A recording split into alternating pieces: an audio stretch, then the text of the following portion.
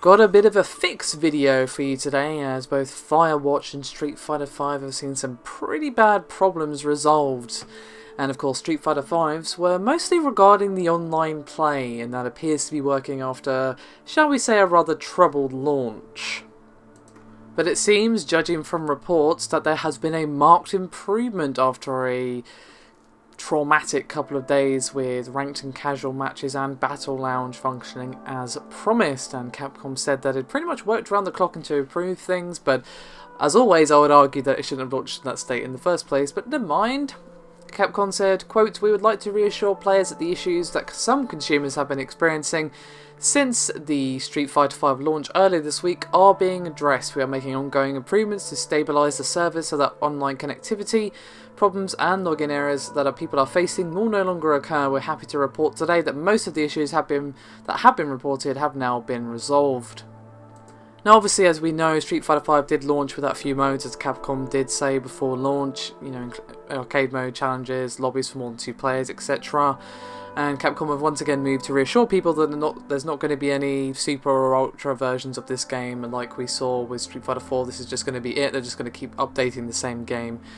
So yeah, basically after a bit of a disastrous launch for Street Fighter V, it's looking like it's a bit better now. Obviously, I would imagine that not all hiccups have been erased, but I would imagine it's much more playable than it was before.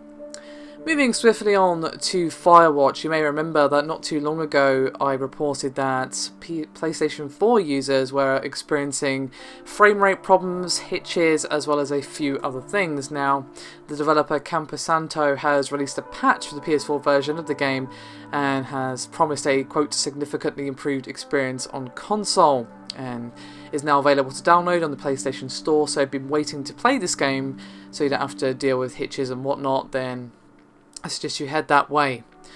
So, what does the patch actually fix? Well, draw distance and shadow render distance have been improved, which should remove texture pop-in. Stream loading and unloading has been significantly adjusted with extra safety, so you should no longer see loading happen right in front of you. They basically fixed a very rare hang that could occur when loading and unloading scenes. Many instances of unstable frame rate have been improved. This is kind of a double-edged sword with this one. Autosaves are now far less frequent, as they were causing the worst frame rate hitches. So, well, that's good. Yeah, just maybe save manually if perhaps you're on a bit of a dodgy bit or what have you. Now, there were several places where people were escaping the worlds or getting stuck in collision, and these have been refined. If you're stuck in an endlessly falling state, the game will attempt to pull you back, either through loading the last save or respawning you above ground. And various cases where you were able to interrupt or break your current quest have been safeguarded.